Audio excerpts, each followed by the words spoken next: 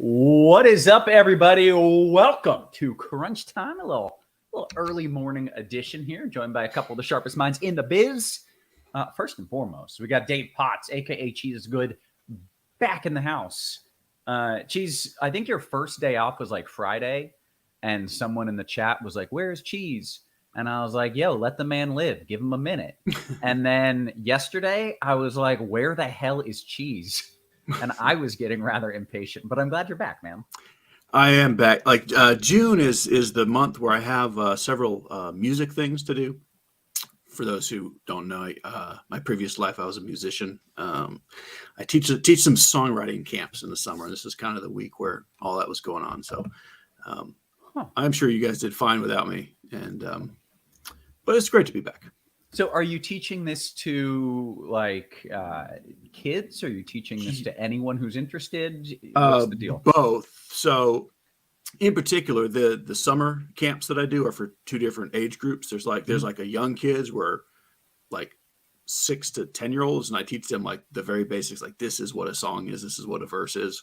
Right. And then we do an older group with like high school kids who are kind of know what they're doing. We get a little more advanced. And then a few more weeks from now, we'll do an adult group too. Oh, very nice. Okay. Yeah, pretty much. I'm interested in the adult group. I'm just saying. Do you play drums? We actually need 2 drummers. No. All right, there you go. Yeah, sorry. I have 0 musical skills whatsoever. Anyways, good to have you back. Looking forward to kind of walking through this slate with you. We got TJ as well. He didn't go anywhere. He's still here. He's still hanging out. What up, TJ? Doing well. You know, I'm kind of rattled because this website that I use for sports betting here in Saskatchewan, it's been down the last 2 days. Oof. And yesterday I tried to put like individual bets and parlays on Devers, Sawinski, Henderson, 2 other players at home run. I would have had I picked 8 total guys, 5 of them hit, so I would have had a 5-player parlay hit. Would have been a really big night. Yesterday, I was first in my GPP for almost the entire night, and then George Kirby just went a little bit too bonkers, and it dropped me down. So, disappointing night last night because felt like did everything right, and it really should have gone better than it did. But that's all right. Today's a new. You know, those are the worst from so many angles. Like when you just nail everything, and a lot of people don't. It's not like everyone nailed everything. It's just like, yeah, those are the worst. When you hit it all right, and yet you still don't quite get there. So we'll get you there today. Your sports betting site's still down. Yeah, still down. I actually just popped up with I tried to do a live chat with an agent, and it says, our team has been working their hardest to find a resolution as soon as possible. I do apologize that there is no update at this time, but we have not been provided any resolution as of yet. So, well, whatever you do, don't start thinking about like home run props, because then all those guys are going to hit, and then you're going to be super pissed. So don't think about it, TJ. Don't do it. Hey, we got a couple people jumping in here, but he says, "Hey, what's happening? What's up?" It is an early slate. Geez, I think is there only 3 games on this slate? Is that correct? Yep, just 3 games. So, and with some very clear chalk too. As 3 gamers go, it's kind of interesting, but yeah, just 3 games. All right. Well, there's no weather worries in the early slate. I think things could get a little more interesting this evening, but we will skip the weather drama for now. And Cheese, let's kind of dive into it. I suppose there's not a whole lot of overview since there's only 3 freaking games. Yeah. I mean, really, the big picture overview is the Spencer Strider and then everything else, both salary-wise, projection-wise, chalk-wise, on either the pitching side or the hitting side. It's like, are you going to just eat the very obvious Spencer Strider chalk, or are you going to have a different lineup? Now, if I'm not mistaken, last time Spencer Strider was out, he got lit up pretty good, right? I mean, sure, he gave up 8 runs, but he still struck everybody out. Like, like eight strikeouts in 4 innings. Like the runs are more fluky than the strikeouts are trustable. Like, gotcha. He's so much better than everybody else for DFS. Okay. Because strikeouts are strikeouts. Even if he weren't against the Tigers, he's so much better than everyone else on this slate that he's mega chalk. Oh, I didn't realize he's in the nut matchup too. So basically his bad outing is still good, and it's unlikely he's going to do another bad outing. So right. Like his, I mean, that was like everything that could possibly go wrong went wrong. He still struck out 8 guys. Okay. And so it really comes down to salary. Like Strider can be air quotes terrible and probably still be the top raw points pitcher. There are plenty of ways that he could not be the top points per dollar pitcher. Mm-hmm.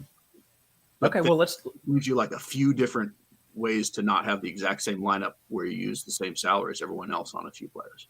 Yeah. All right. Well, let's dive into it. We'll talk pitchers, then we'll talk stacks, then we'll go around the horn. There you have it. So Fanduel wise, we're looking at 11-4 for Strider versus, Bailey Ober's next at 9-7. And then Jordan Montgomery way down at 8,200. I would say that on Fanduel, 90-ish% of the ownership goes to those 3 guys, with probably 60% of it going to Strider. Mm-hmm. I think Montgomery is the very clear next guy you would pivot to. I think I don't even want to call it nonsense. The way off the radar, that's not off the radar because of the size of the slate, would be Reese Olson. But that's really just a DK thing where he's 6,100. On FanDuel, I don't see much reason to play a $7,700 Reese Olson against the Braves when you can just play Montgomery and you're already different. Like any non-Strider lineup is a little different on FanDuel. Mm-hmm. So I really don't think you need to goof around too much beyond Strider and Montgomery. Maybe throw a few Obers in there. Just because you can, salary-wise. Like if you're not playing Strider, you can kind of do whatever you want. Yeah. But those 3 are really the whole pool, realistically, on FanDuel. Okay. On the DK side, there is a lot more reason to consider a little Reese Olson at 6,100. He's only 10 innings into his major league career. We have no idea, but this is a good prospect. He's looked good enough so far. It's a tough matchup. He probably doesn't have a super long leash. He has risk and not a tremendous amount of ceiling. And all that sounds terrible, and it kind of is. But that price tag isn't terrible. But yeah, you don't really. If Strider doesn't get the 40-point outing, we may not have a slate where pitching matters at SP2. Either Montgomery or Ober could put up, a 20, 25-point game if things go their way. But more likely, it's kind of you just want to survive pitcher and maybe be a little different. So I'm fine with Reese Olson being that guy. Just hope that's the 2-1 game. And Olson gives you, 5 innings, a couple of runs, 5 strikeouts. You're totally fine with that.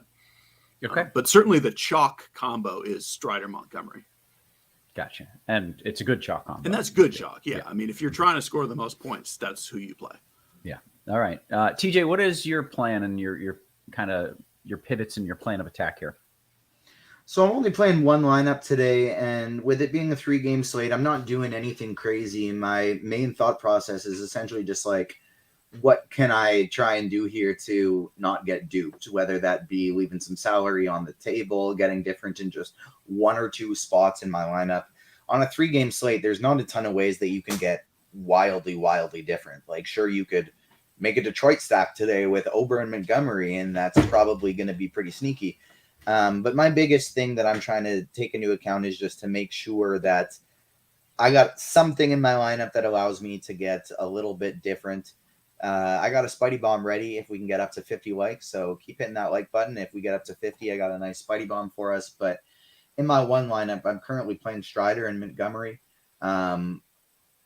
Just straight up, I like Montgomery better than Ober because you save $1,700 on DraftKings, and even on FanDuel you save $1,500. I view them essentially the same, and they're picking up the exact same type of ownership today. So I like Montgomery a lot more than Ober, and I don't even think it's crazy if you're playing a few lineups, or even if it's just you're not risking that high of dollar, and you're playing within your comfort zone in terms of bankroll management. I think you can mix in a little bit of an Anthony Desclafani and just try, because it's 3 games. It's a 3-game slate.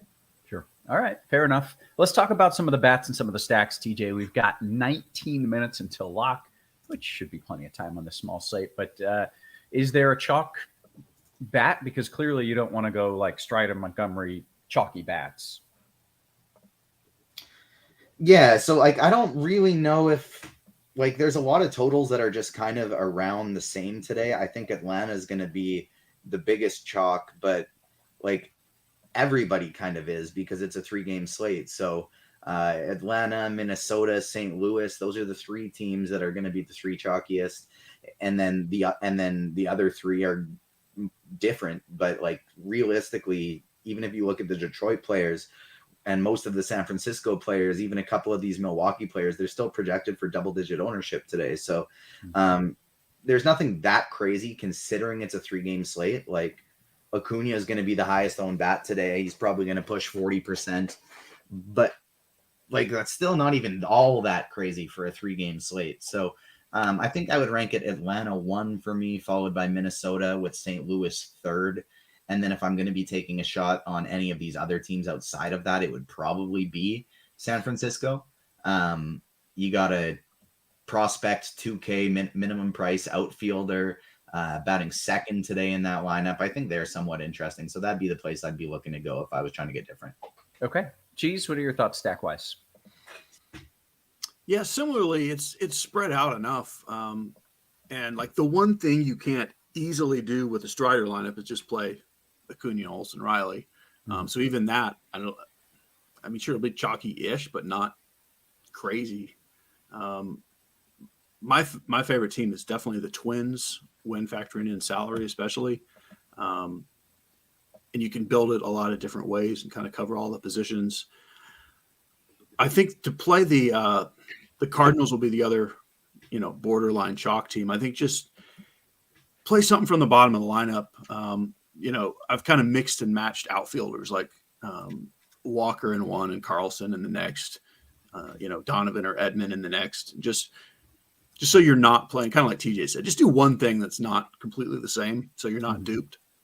But there just aren't that many ways to get crazy different because 3-game slate. I mean, even Andy Ibanez and Jake Marisnik are going to be in some lineups. Like that's just what happens on a small slate like this. So I'm essentially not overthinking it other than saying I'm going to be under on the Braves and just go more on the Twins and Cardinals. Okay. You leaving money on the table to get different or not really because Strider's so expensive that you don't have a lot of money to play around? Yeah, I'm really not leaving much salary. I would love to, but just because of where Strider is priced, it's pretty tough to leave too much. Yeah, gotcha. All right, let's go around the horn, position by position. Lead us off with some catcher talk, Cheese.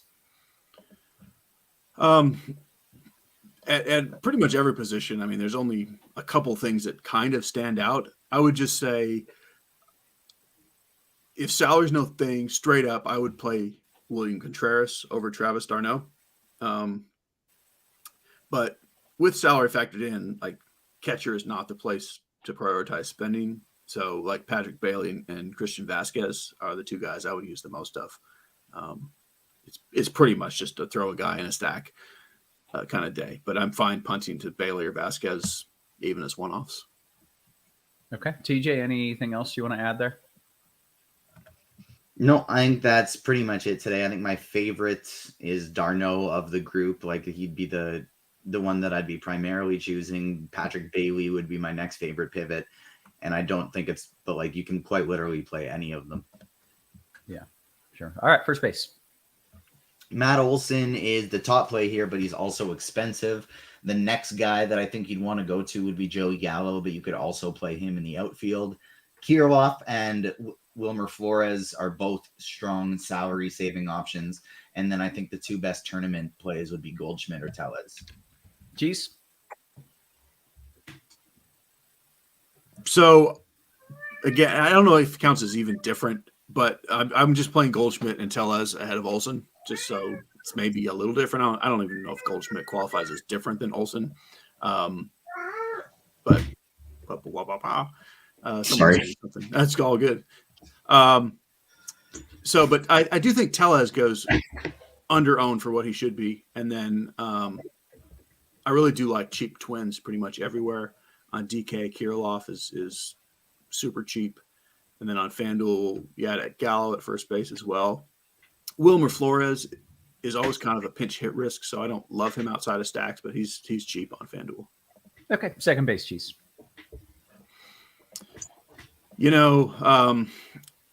it's actually not as bad as you might think, given how bad usually second base is for a small slate. But Gorman is probably my favorite play on the whole slate. We're not really showing him with crazy high ownership. I think he ends up chalkier than we're showing. But Gorman at the top, Albies is a great play.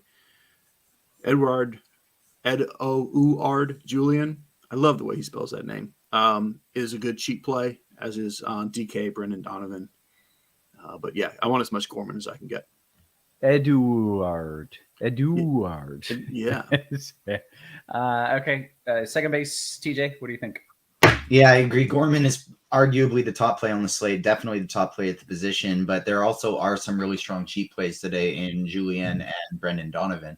So both of those guys I think are very interesting. Albies, I think, is the one guy that probably is like I don't get to as much as the others, just because he's picking up more projected ownership than Gorman is, or at least close to as much. And I like Gorman a lot better. So I think I'd rather go down to Julian or Donovan if I'm not going Gorman, or try and get a little bit sneakier and go all the way up to Estrada. Okay, third base. Austin Riley, top play here by a very wide margin. He's probably going to be wildly chalky today. Nolan Arenado is the clear second best one, and basically anybody else is going to be pretty different today.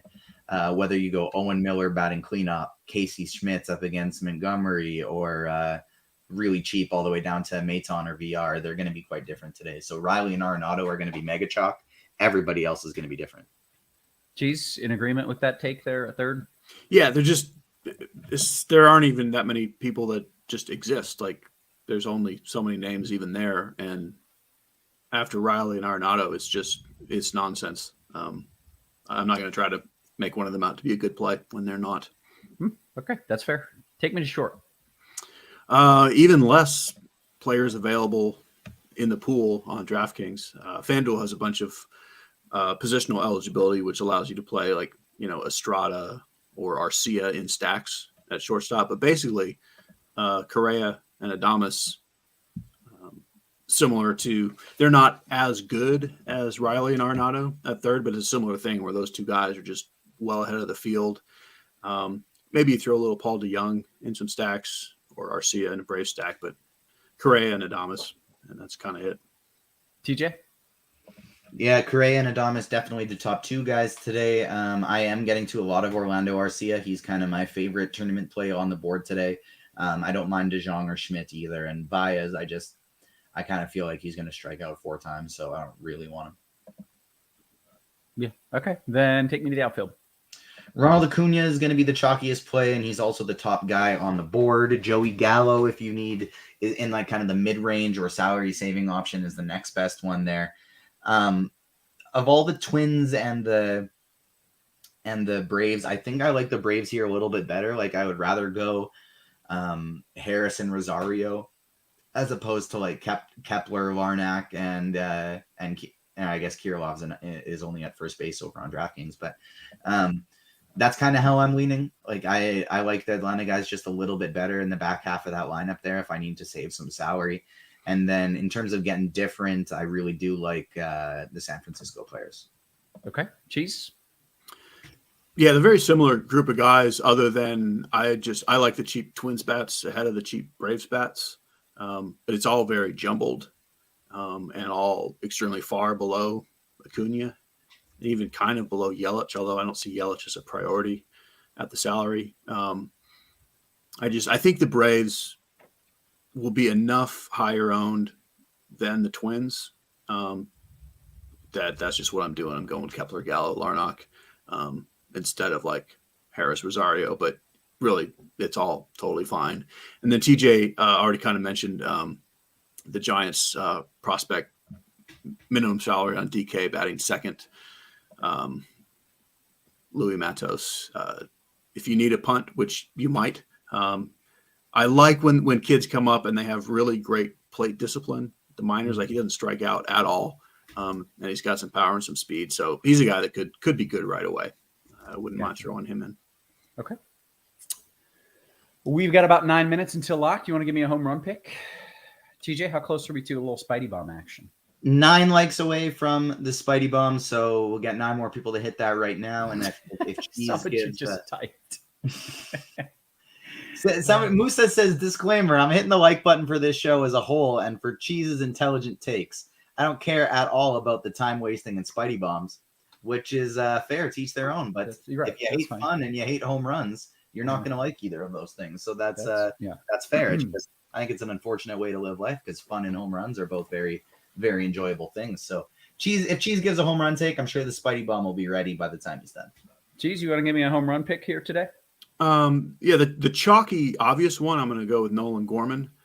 And for a little further off the radar, although, I mean, nothing's really off the radar, I'll go with Max Kepler.